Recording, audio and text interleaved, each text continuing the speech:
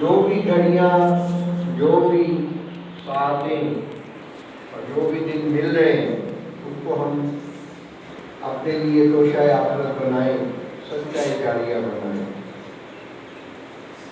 ہر عمل کا اجر ہوتا ہے، کسی کا اجر کچھ ہے، کسی کا اجر کچھ ہے۔ حدیث شریف میں آیا کہ اللہ رب العزت فرماتے ہیں الصوم لی، روزہ میرے لیے، انا اجزا بھی، اور میں ہی اس کی جزا۔ جس کی جزا اللہ رب العزت ہو اس سے بڑی اور کیا جزا ہو۔ حشر میں حضور علیہ الصلوۃ والسلام کی معیت اور قدمین شریف میں جگہ مل جائے اور اللہ رب العزت کی بے پردہ دیدار نصیب ہو جائے، اس سے بڑی اور کوئی نعمت نہیں۔ جس بندے کو ایمان کی حالت میں موت نصیب ہوئی، ایمان کا نور اس کے دل میں تھا، اس کے ساتھ ہی وہ زمین کے پیٹ میں گیا۔ انسان کا مسلمان گھرانے میں پیدا ہو جانے کا مطلب یہ نہیں ہے کہ وہ ایمان کی موت ہی مرے گا، یہ تو موت کے وقت ہی پتہ چلے گا۔ ایک بزرگ رحمۃ اللہ علیہ ان کی حالات زندگی میں لکھا ہے کہ ایک خاتون نے جس نے بکری پالی ہوئی، آپ نے دیکھا ہوگا کہ یہ بکرا یا بکری خصوصاً بعض ایسی قد کی چھوٹی ہوتی ہیں لیکن ان کی ایک داڑھی سی ہوتی ہے۔ اس خاتون نے، وہ جو بزرگ تھے گلی سے نماز کے لیے آتے جاتے، انہیں پیغام بھجوایا کہ تمہاری داڑھی اچھی ہے یا میری بکری کی داڑھی اچھی ہے؟ وہ خاموش رہے، کوئی غصہ نہیں کیا۔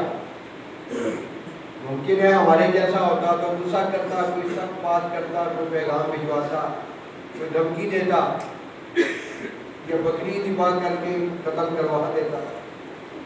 خاموش رہے، وقت گزرتا گیا، وہ عورت بھی اپنے تئیں تھی کہ مجھے ابھی تک جواب نہیں دیا، حتیٰ کہ ان بزرگوں کا آخری وقت آ گیا۔ جب آخری وقت آیا، اللہ تعالیٰ کی رحمت کے آثار دیکھے، رحمت کے فرشتے دیکھے، کیونکہ جب انسان میں نزا کی کیفیت طاری ہوتی ہے اس پہ غالباً 3 حالتیں بنتی ہیں۔ ایک تو یہ کہ توبہ کا دروازہ بند ہو جائے، کیونکہ وہ خود دیکھتا ہے کہ کون لینے والے آئے ہیں، جنت والے آئے ہیں فرشتے یا جہنم والے، کون سا لباس آیا ہے، سیاہ لباس ہے یا سفید یا سبز لباس۔ اس وقت تو فرعون بھی ایمان لایا تو اللہ رب العزت نے فرمایا آن کہ اب تجھے عقل آئی، فرمایا کلا، اب تیرا ایمان ہمارے لیے قابل قبول نہیں ہے۔ یہ باتیں جو ہیں اس بندے کے لیے بہت بڑی عبرت کی بات ہے، جس کو اپنی طاقت، اپنے اثر رسوخ، اپنی حیثیت پہ، اپنی دولت پہ بڑا مان ہو۔ انسان کچھ بھی بن جائے وہ بنا گندے کپڑے سے ہی ہے۔ اللہ تعالیٰ اس کی حقیقت، اس کی حیثیت اس کو یاد دلاتے رہتے ہیں۔ ہم سورہ یاسین میں پڑھے نا کہ اللہ تعالیٰ بتا رہے ہیں کہ یہ تمہاری حقیقت ہے، تم جتنی مرضی خوشبوئیں لگا لو تمہارے پیٹ سے گندگی نکلے گی روزانہ اللہ ماشاء اللہ۔ اور اس گندگی کو دنیا کی سب سے مہنگی خوشبوئیں لگانے کے باوجود تم اپنے ہاتھ سے دھو، تاکہ تمہیں یہ احساس رہے کہ اتنی خوشبوؤں میں بسنے والے شخص یہ بو مرتے تب تک تیرا پیچھا نہیں چھوڑے گا۔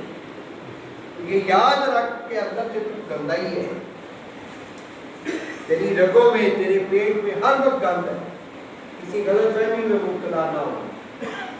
تو بہرحال وہ جو بزرگ رحمت اللہ علیہ تھے، ان کے جب آثار دیکھے تو اس وقت انہوں نے کہا کہ وہ جس عورت نے مجھے کہا تھا کہ تمہاری بکری کی داڑھی اچھی ہے میری بکری کی داڑھی اچھی ہے یا تمہاری اچھی ہے، اسے کہنا کہ الحمدللہ میری اچھی ہے، کیونکہ میں کامیاب ہو گیا۔ کوئی کام شروع ہو تو جب تک وہ مکمل نہ ہو جائے، اس کا نتیجہ نہ آ جائے، اس کو کامیاب نہیں کہا جا سکتا۔ اسی طرح مسلمان گھرانے میں پیدا ہونے کے باوجود صرف اسی پہ مطمئن ہو جانا اور توقف کر لینا، توکل کر لینا کہ میں تو کئی لوگ بات کرتے ہیں کہ ہم اللہ تعالیٰ کی ذات بڑی رحیم ہے، لیکن حضور علیہ السلام نے فرمایا کہ بعض مسلمان ایسے ہوں گے جو مسلمان گھرانے میں پیدا ہوئے، ساری زندگی مسلمانوں والا نام رہا، موت کے وقت دائرہ ایمان سے خارج ہو گئے۔ اور فرمایا کہ بعض کافر مشرک ایسے ہوں گے جو پیدائشی کافر مشرک ہے، لیکن اللہ رب العزت ان کی اخلاق، ان کی کوئی ادا، ان کی عادات کی وجہ سے اسے ہدایت کا نور عطا فرما دیں گے، اور وہ سکھ گھرانے کے باوجود اللہ رب العزت کا انتہائی مقرب ہو گئے۔ اس کی بے شمار میں جو دنیا میں پھرتے ہیں اسلام اور مختلف تصوف اور سلسلے کی اشاعت و ترویج کے لیے، ان کا یہ نچوڑ ہے کہ عموماً اللہ رب العزت ایسے کفار کو، مشرکین کو ہدایت سے نور عطا فرما دیتے ہیں جو عادات اور اخلاق کی اچھی ہوتی ہیں۔ ایک صحابی نے حضور علیہ السلام سے پوچھا، یا رسول اللہ صلی اللہ علیہ وسلم، جس کو ہم کہتے ہیں نا مختصر شارٹیسٹ کوئی عمل ایسا ہو جس سے اللہ رب العزت راضی ہو جائے اور بیڑا پار ہو جائے۔ اللہ تعالیٰ کے محبوب صلی اللہ علیہ وسلم نے دو باتیں فرمائی، لیکن قربان جائے بندہ کہ سمندر کو کوزے میں بند فرما دیتے۔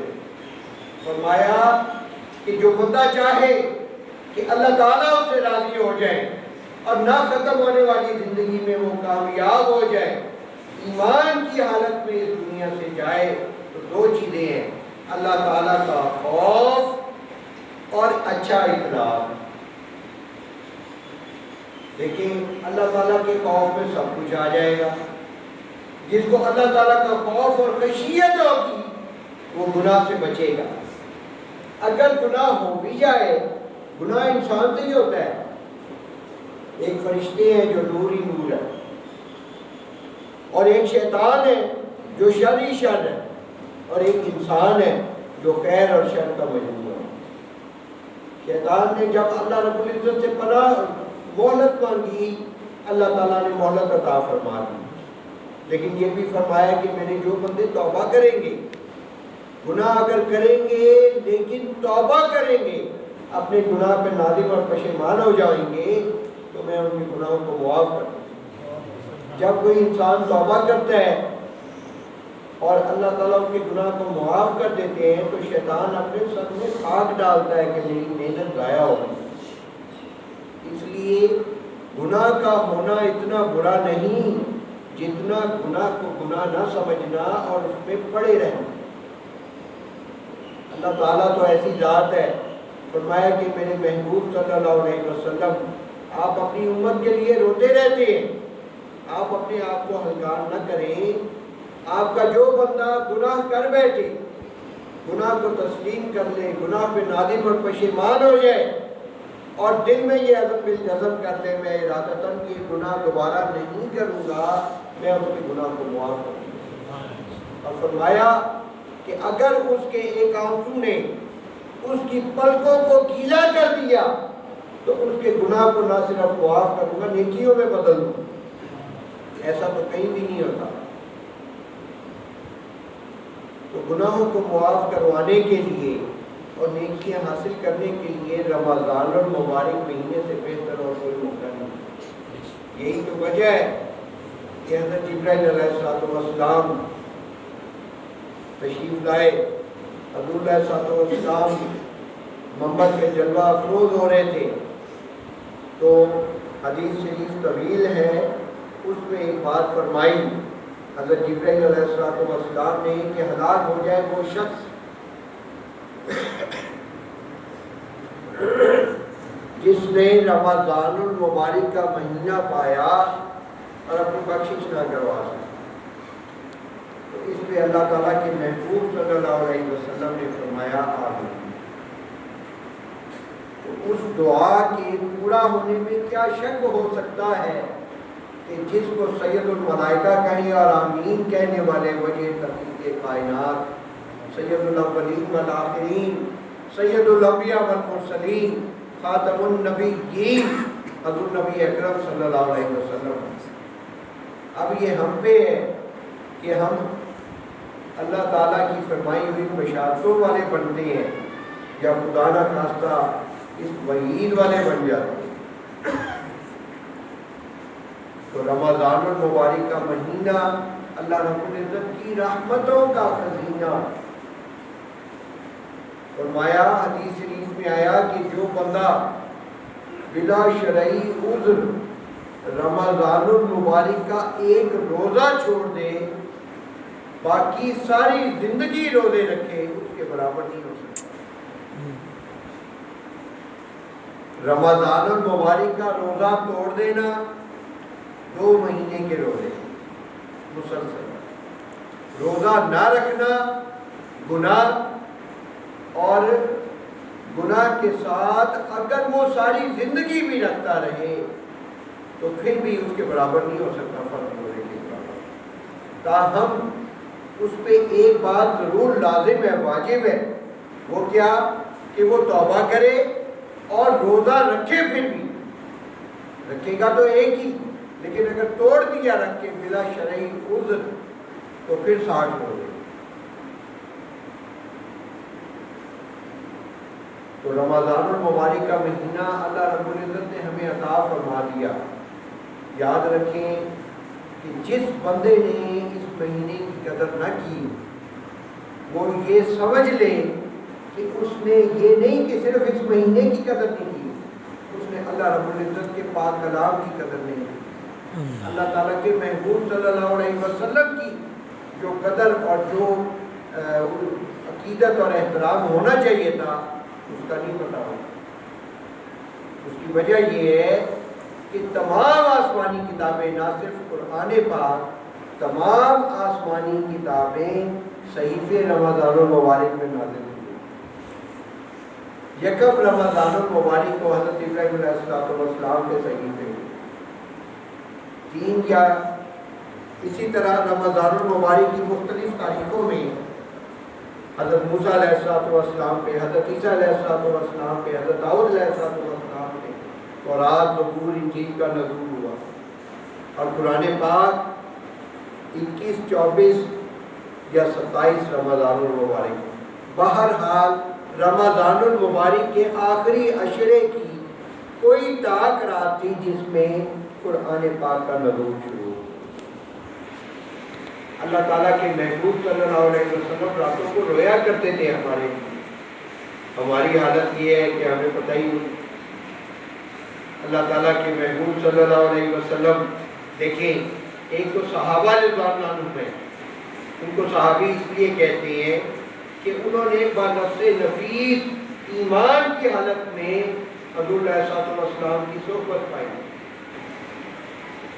کوئی علم میں، عبادات میں کتنا ہی کیوں نہ بڑھ جائے، ساری دنیا ہو جائے، ایک صحابی رضی اللہ عنہ کے مرتبے پہ نہیں پہنچ سکتے،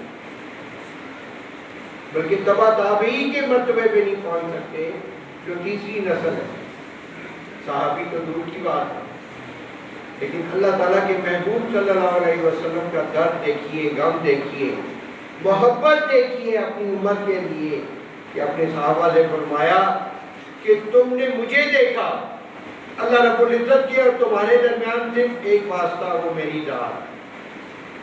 حضرت ابو بکر صدیق رضی اللہ عنہ سے کسی نے پوچھا کہ آپ کو اللہ تعالیٰ سے زیادہ محبت ہے یا حضور علیہ السلام سے؟ تو حضرت ابو بکر صدیق رضی اللہ عنہ نے عرض کیا کہ مجھے حضور علیہ السلام سے زیادہ محبت ہے۔ اس نے پوچھا کہ مقصود تو اللہ رب العزت کی ذات ہے، حضور علیہ السلام تھے تو بشر ہی، جانا تو اللہ تعالیٰ کے پاس ہے، حساب کتاب تو اللہ رب العزت نے لینے، خالق کائنات مالک کائنات تو اللہ تعالیٰ کی ذات ہے۔ تو حضرت ابوبکر صدیق رضی اللہ عنہ نے فرمایا کہ سبب اور وسیلہ تو حضور علیہ السلام کی ذات حضرت ہے۔ فرمایا کہ جس نے وسیلے کا ادب نہ کیا اس نے اللہ رب العزت کی بے ادبی کی، کیوں کہ وہ وسیلہ اللہ رب العزت نے عطا فرمایا، اور حضور علیہ السلام سے بڑا وسیلہ تو دنیا میں کوئی نہ تھا نہ ہے نہ ہوگا، کیونکہ اللہ رب العزت نے خود فرمایا کہ میرے پیارے محبوب صلی اللہ علیہ وسلم اگر میں نے آپ کو نہ پیدا کرنا ہوتا تو دنیا ہی نہ بنتی۔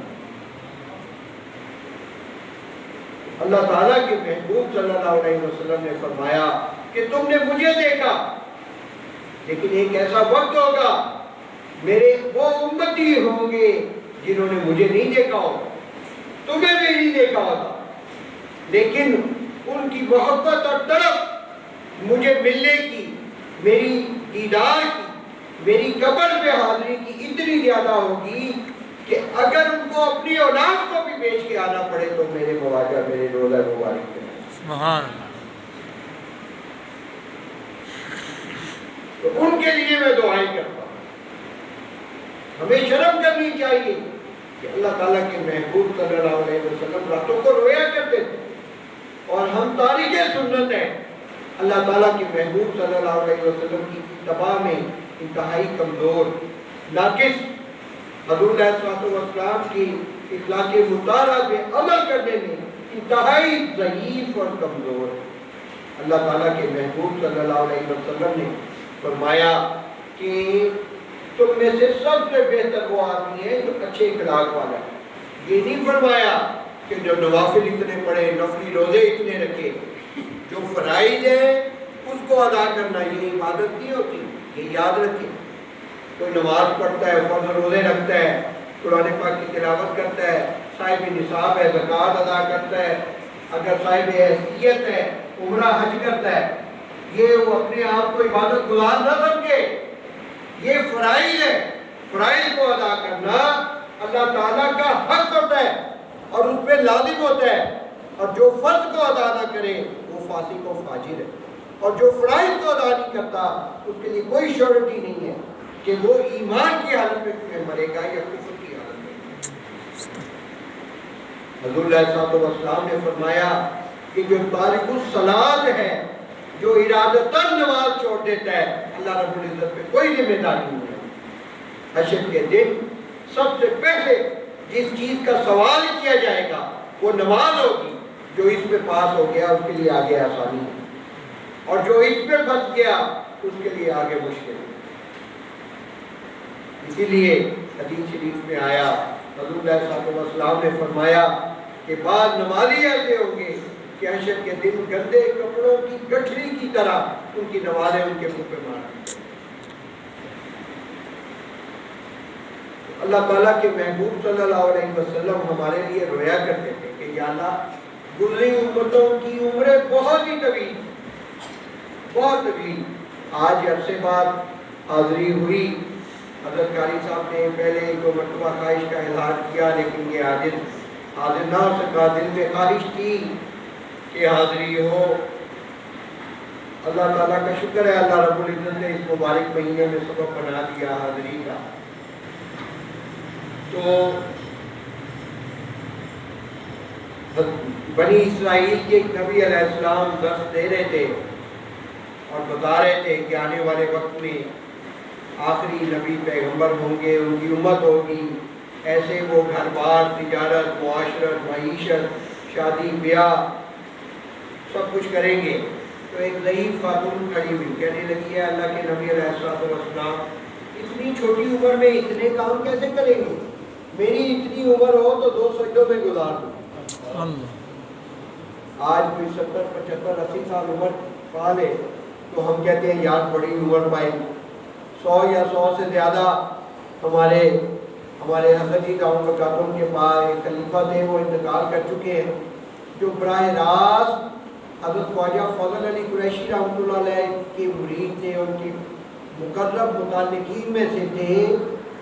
اور 100 کتنے سال عمر پائی؟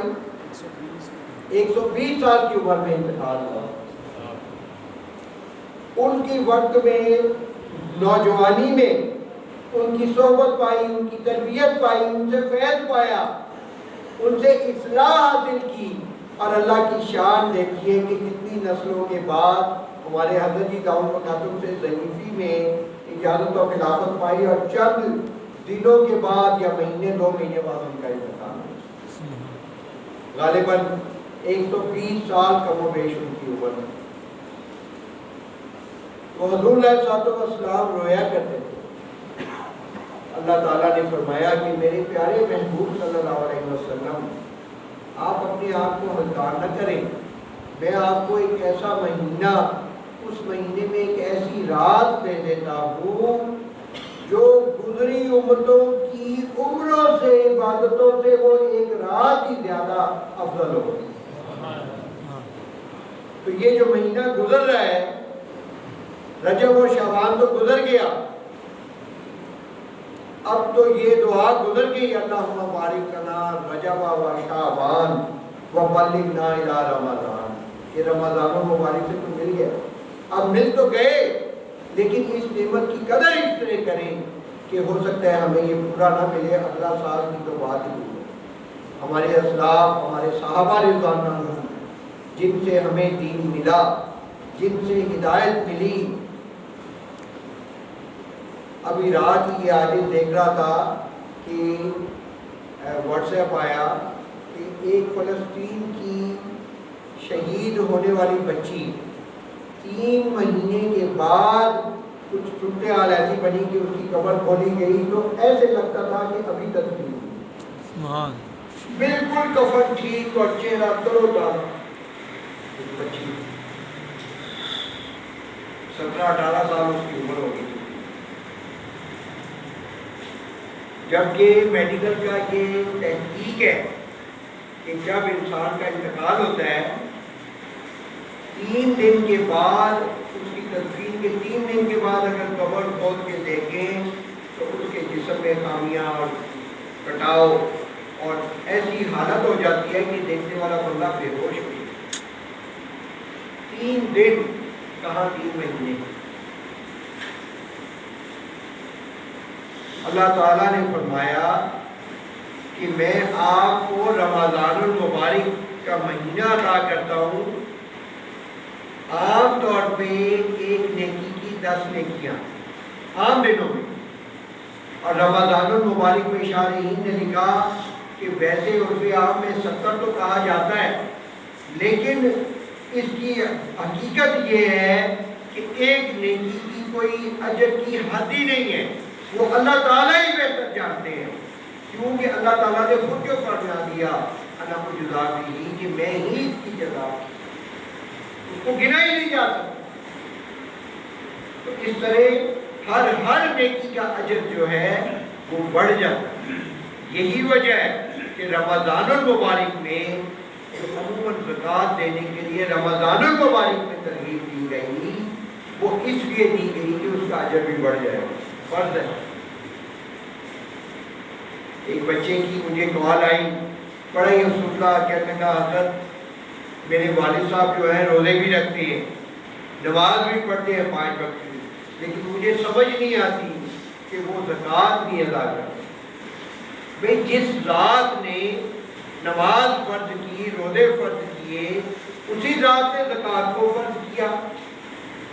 حدیث شریف میں آیا ہے، حضرت اما عائشہ صدیقہ رضی اللہ عنہ فرماتی ہیں کہ 3 کام حضور علیہ الصلوۃ والسلام رمضان المبارک میں کثرت سے کرتے تھے۔ ایک فرمایا صدقہ خیرات، ہمیں بھی چاہیے، چاہے بات اخلاص کی اور اللہ رب العزت کی رضا ہے، چاہے 1 روپیہ دے، کوشش کریں کہ روزانہ دیں۔ فرمایا کہ حضور علیہ الصلوۃ والسلام رمضان المبارک میں صدقہ خیرات کثرت سے کیا کرتے ہیں، مدارس کو دیں، طلباء کے لیے دیں، مدارس کی تعمیر کے لیے دے سکتے ہیں، وہ کہ مسجد کی تعمیر کے لیے زکوٰۃ کی۔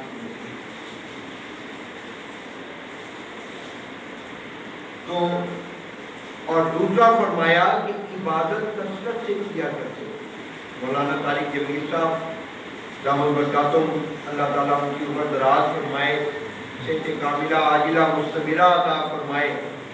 رات ہی ایک چھوٹا سا واٹس ایپ آیا, بالکل مختصر, اس میں ان کے بیان کا ایک چھوٹا سا ٹکڑا تھا کہ فرماتے ہیں کہ رمضان المبارک قرآن پاک کا مہینہ ہے. حضور علیہ الصلوۃ والسلام قرآن پاک پڑھتے تھے, قرآن پاک پڑھتے تھے, قرآن پاک پڑھتے تھے. فرمایا کہ جو حضور علیہ الصلوۃ والسلام کی مثال میلاد سے پہلے رمضان المبارک آیا کہ اس سے پہلے حضرت جبرائیل علیہ السلام آتے, ہر رمضان المبارک میں حضور علیہ الصلوۃ والسلام کے ساتھ دور کرتے. ایک دفعہ وہ سناتے, ایک دفعہ حضور علیہ الصلوۃ والسلام سناتے. جبکہ وہ رمضان المبارک جو حضور علیہ الصلوۃ والسلام کی حیات مبارکہ کا آخری تھا, اس میں حضرت جبرائیل علیہ الصلوۃ والسلام نے 2 مرتبہ سنایا, اور حضور علیہ الصلوۃ والسلام نے بھی حضرت جبرائیل علیہ الصلوۃ والسلام کو 2 مرتبہ, گویا 4 مرتبہ ہو گئے. تو اس لیے ہمارے اسلاف کی حالات زندگیاں جو ہیں وہ تو ایک عجیب ہی ہے, اس کی مثالیں دیں تو وقت ہی ختم ہو جائے. کہ حضرت امام ابو حنیفہ رحمۃ اللہ علیہ کی حالات زندگی میں آتا ہے کہ وہ 63 قرآن پاک مکمل کرتے تھے, اور حضرت امام شافعی رحمۃ اللہ علیہ کی حالات زندگی میں آتا ہے کہ وہ 63 قرآن پاک مکمل کیا کرتے تھے. ابھی ایک صاحب مجھے بتا رہے تھے کہ حال ہی میں ایک خاتون کا انتقال ہوا, حافظہ عابدہ زاہدہ, ان کے قریبی عزیز وہ بتانے لگے, ان کی پھپھو تھی یا کیا تھی مجھے یاد نہیں آ رہا, وہ کہنے لگے کہ کہیں کسی کا انتقال ہو جاتا تو عورتیں تعزیت کے لیے آتی تو باتیں کرتی, تو وہ کیا کرتی, خاموشی سے بیٹھی رہتی اور ان کے ہونٹ ہلتے رہتے. تو ایک دو دن کسی نے پوچھا, وہ کہنے لگی کہ الحمدللہ ثم الحمدللہ میں نے 5 پارے پڑھ کے مرحومہ کو اصالہ ثواب کر دیا. سبحان اللہ. اور باقی بیٹھی ہوئی عورتیں باتیں ہی کرتی. ہمارے تو ہمارا دل تھوڑی ہے, ہمارا دل تو سل ہے. پتھر پہ بھی, سیاہ پتھر پہ بھی پانی کا قطرہ پڑتا رہے تو اس پہ سوراخ ہو جاتا ہے, اس میں گڑھا پڑ جاتا ہے جس جگہ پانی کا قطرہ گرتا رہتا ہے. آپ کبھی دیکھیں, لیکن ہمارے دل کی حالت بھی عجیب ہے. ایک حدیث شریف, حدیث مبارکہ جس کو کہتے ہوئے ڈر لگتا ہے کہ اللہ تعالیٰ کہیں ہمیں اس میں سے نہ بنا دے, دعا کرنی چاہیے. حضور علیہ الصلوۃ والسلام نے فرمایا کہ جس کی عمر 40 سال ہو جائے اور وہ غفلت والی, بے راہ روی والی زندگی گزارتا رہے, 40 سال کے بعد شیطان یہ کہتا ہے کہ اب تیری اور میری دوستی پکی ہوگی, اسی حالت میں تو مرے گا. ہم پتہ نہیں کس خوش فہمیوں میں پھر رہے ہیں, اپنے چہروں کو جو جانور کی طرح حقیقت رکھتے ہیں شیشوں کے سامنے کھڑے ہو کے سنوارتے رہتے ہیں, خوشبوئیں لگاتے رہتے ہیں. اصل روپ انسان کا اس کے اعمال کے مطابق ہوتا ہے. اگر اس کے اعمال انسانوں والے نہ ہوں تو اولیاء کاملین اس کے اصل روپ کو دیکھتے ہیں. تو بہرحال اللہ تعالیٰ نے فرمایا کہ ایسی مہینہ اور ایسی رات عطا کرنی ہے. اب اس مہینے میں ہمیں کیا کرنا چاہیے, مختصراً وہ عرض کرتا ہے. ایک تو اس دعا کی کثرت کرنی چاہیے کہ یا اللہ ہمیں شب قدر سے محروم نہ فرما. 1000 مہینوں کی انا انزلناہ فی لیلۃ القدر, کیا فرما رہا تھا اللہ تعالیٰ, انا انزلناہ, کہ ہم نے اسے نازل کیا کس کو, لیلۃ القدر کو, شب قدر کو. شہر من الف شہر, ہاں لیلۃ القدر, انا انزلناہ فی لیلۃ القدر وما ادراک ما لیلۃ القدر لیلۃ القدر خیر من شہر الف شہر. 1000 مہینے کی عبادت سے بہتر. تو اس مہینے میں ایک ہم اس دعا کو کثرت سے کریں کہ یا اللہ ہمیں شب قدر سے ملا. ہمیں محروم نہ فرما، ایک بات۔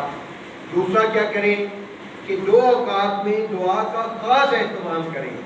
ایک تہجد کا وقت جو سحری کا ہے، اللہ تعالیٰ تو ہر روز تہجد کے وقت حدیث شریف میں آیا کہ آخری آسمان پہ جلوہ گر ہوتے ہیں اور پوچھتے ہیں ہے کوئی ماننے والا؟ ہم اپنی مشکلات پریشانیوں کی وجہ سے بیمار پریشان رہتے ہیں، تنگی رہتی ہے، دکھ غم فکر بیماریاں رہتی ہیں، تو اللہ تعالیٰ تو روزانہ ہی اعلان کرتے ہیں رات کو۔ اور رمضان المبارک کے مہینے میں سحری کے لیے تو اٹھنا ہی ہوتا ہے، جو عام دنوں میں نہیں بھی اٹھتا۔ تو ہم کوشش کریں کہ تھوڑا کھانا کھانے سے اتنی جلدی اٹھیں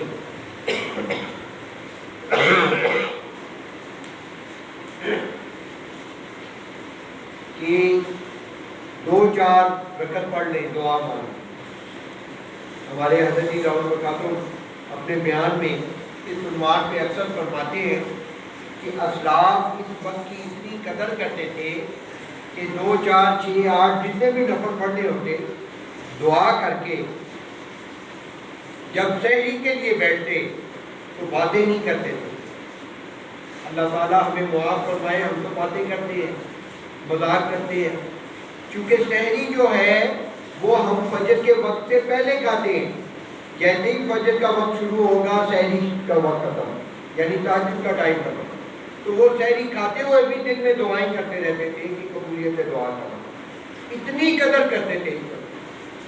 اور حدیث شریف میں آیا کہ عصر اور مغرب کا جو وقت ہے وہ تو ویسے ہی بڑا قیمتی ہے، اور حدیث شریف میں آیا کہ جمعہ کے دن ایک گھڑی ایسی ہوتی ہے سورج غروب ہونے سے پہلے کہ جو بھی بندہ دعا کرتا ہے اللہ رب العزت منو ان قبول فرماتے ہیں۔ تو شارحین نے لکھا کہ وہ دعا کا وقت غالب یہ ہے کہ عصر سے مغرب کے درمیان ہوتا ہے۔ اسی لیے عصر کے بعد دیکھیں ایک درود شریف ہے، 80 سال کے گناہ معاف اور 80 سال کی بے ریا عبادت کا اجر۔ اللہم صلی علی محمد النبی الامی وعلی آلہ وسلم تسلیما۔ عصر کی نماز پڑھیں اور وہیں پہ اس درود شریف کو پڑھ لیں۔ اور اگر کسی کو شارحین نے لکھا کہ ایسی مجبوری ہے کہ اس نے جانا ہے فوراً، تو پھر چلتے ہوئے ہی پڑھتا رہے، کوشش کرے کہ 80 مرتبہ، کتنی دیر لگے گی؟ ایسے ہی 2-3 منٹ 3-4 منٹ لگ جائیں گے تقریباً، لیکن اس کو پڑھ لیں۔ اور ویسے بھی حضور اللہ صلی اللہ علیہ وسلم نے فرمایا کہ جمعہ کے روز اس پہ کثرت سے درود شریف پڑھیں۔ حضرت امام حضرت مولانا مفتی شفیع صاحب رحمۃ اللہ علیہ، ان سے کسی نے پوچھا کہ حضرت یہ جو حضور اللہ صلی اللہ علیہ وسلم کی حدیث مبارکہ ہے کہ کثرت سے جمعہ کے روز مجھ پہ درود شریف بھیجو، اس کی مقدار کم از کم کتنی ہے؟ تو انہوں نے 3 باتیں فرمائی، بڑی پیاری باتیں فرمایا کہ کثرت کی مقدار کم سے کم 300 ہے۔ ہم تو روزانہ 100 نہیں پڑھتے، 300 کیسے پڑھے گی؟ لیکن اللہ تعالیٰ سے مانگی، اللہ تعالیٰ توفیق عطا فرمانے والے ہیں۔ تو کم سے کم تعداد 300، اور بہتر یہ کہ 1000، اور اس سے بہتر یہ کہ ہر جمعہ کے دن 3000 پڑھے۔ ہمارے حضرت جی داؤد برکاتہ کے والدین روزانہ 10 یا 5000 مرتبہ درود شریف پڑھتے۔ سبحان اللہ، روزانہ۔ ابھی ایک طالبہ ہے، اس نے اپنے بچے کی جو پرنسپل ہے اس کا بتایا کہ وہ روزانہ کئی پارے اور کئی ہزاروں 3-3 ہزار درود شریف پڑھتی ہے، اور کثرت سے اس عورت کو احمد آباد میں مانسہرہ میں کثرت سے حضور اللہ صلی اللہ علیہ وسلم کی زیارت مبارکہ۔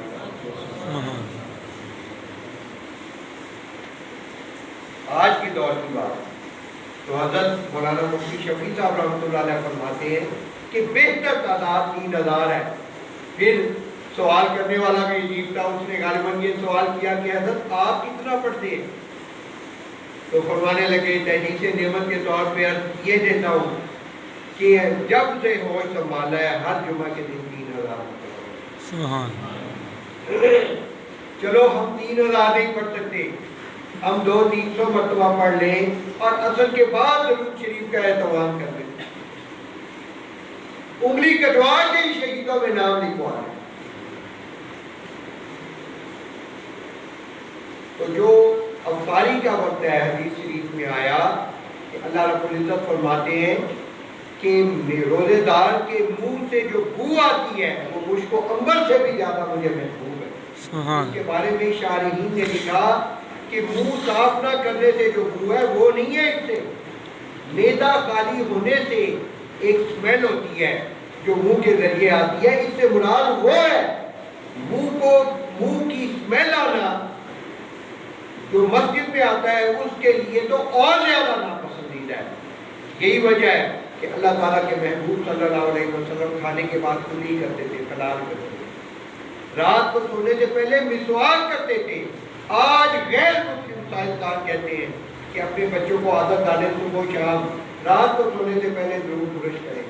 صبح بیدار ہوتے ہیں حضور علیہ السلام تہجد کے وقت تو وضو میں اپنے دانتوں کو صاف کرتے، کیوں کہ نوافل ہو یا فرض ہو یا واجب ہو یا موقدہ غیر موقدہ رکعت ہو، ہم نے منہ سے ہی پڑھنی ہے نا، سیدھی پڑھے یا جہری پڑھے قرآن پاک، تو کتابوں میں لکھا ہے کہ قرآن پاک پڑھنے والے منہ سے بو نہیں آنی چاہیے۔ اس لیے ہمیں روزے کی حالت میں پیسٹ نہیں کرنی چاہیے لیکن مسواک کرنا چاہیے، سحری کھا کے اچھی طرح حلال کر کے کلی کرنی چاہیے، مسواک کر لینی چاہیے۔ حتیٰ کہ کتابوں میں لکھا ہے کہ جس کے پاس نہ برش ہے نہ مسواک ہے وہ اچھی طرح دائیں ہاتھ کی شہادت کی انگلی سے اپنے دانتوں کو صاف کرے، بو نہ آئے۔ تو فرمایا کہ وہ بو جو خالی پیٹ کی وجہ سے معدے سے نکل کے منہ سے آتی ہے روزے دار کے، وہ مجھ کو عنبر سے بھی زیادہ محبوب ہے۔ اور فرمایا کہ روزہ دار جو روزہ رکھتا ہے اور افطاری کے وقت وہ دعائیں کرتا ہے وہ میں منوں اور قبول فرماتا ہوں۔ صرف قبولیت میں رکاوٹ ہے تو روزہ اس درجے کا رکھنا جس کو رکھنا چاہیے۔ وہ آخری بات کیا کہ روزہ کے 2 معنی، ایک ہے کہ جیسے ہی فجر کا وقت شروع ہوا سورج غروب ہونے تک نہ کچھ کھانا ہے نہ پینا ہے، اور جو شادی شدہ ہیں ان کو میاں بیوی کا تعلق نہیں کرنا، اور جو غیر شادی شدہ ہیں ان کو بنفس نفیس کچھ ایسا نہیں کرنا، اس سے روزہ فاسد ہو جاتا ہے، ٹوٹ جاتا ہے۔ اور اگر ارادتاً کر لے، ویسے کسی کو احتلام یا نہانے کی ضرورت پیش آ جائے اس پہ نہیں، اور اگر کوئی ارادتاً کر لے تو اس پہ روزہ بھی رکھنا اور کفارہ دونوں، چونکہ ارادتاً وہ عمل کیا کہ جس کے بارے میں کہا گیا کہ روزہ ٹوٹ جائے۔ تو یہی وجہ ہے حضور علیہ السلام نے فرمایا کہ کئی روزہ دار ایسے ہوں گے جن کو بھوکا پیاسا رہنے کے علاوہ کچھ نصیب نہیں ہوگا۔ ہم کہتے ہیں یار روزے بھی رکھے پھر بھی دعائیں قبول نہیں ہوتی، اور روزہ تو ویسے رکھ جیسے اللہ تعالیٰ اور اللہ تعالیٰ کے محبوب صلی اللہ علیہ وسلم نے فرمایا یہ ایک ظاہر ہے، اور سیب کاٹے اندر سے سیاہ ہو تو کھاتے نہیں، اندر سے ٹھیک ہو تو کھائیں گے۔ تو اسی طرح روزہ اندر سے بھی ٹھیک ہو کہ آزاد گناہ نہ کرے۔ صحابہ رضوان عنہ اشارہ سے بات کیا کرتے تھے کہ زبان سے غیبت نہ ہو، غیبت نہ کرے، جھوٹ نہ بولے، غلط جگہ پہ نہ جائے، ہاتھوں سے غلط کام نہ کرے، نفسانی شہوانی سوچوں کو نہ رکھے، کسی کے بارے میں حسد بغض کینہ نہ رکھے، بد نگاہی نہ کرے، اور فرائض کو ادا کرے روزے کی حالت میں، پھر دعا کر کے دیکھیں کہ دعا کیسے قبول ہوئی۔ اللہ تعالیٰ علامہ اقبال رحمۃ اللہ علیہ فرماتے ہیں اللہ تعالیٰ کی جو چاہت ہے، فرمایا کہ ہم تو بائل با کرم ہیں، کوئی سائل ہی نہیں، راہ دکھلائے کسے رہنمے منزل ہی نہیں۔ وآخر دعوانا ان الحمد للہ رب العالمین۔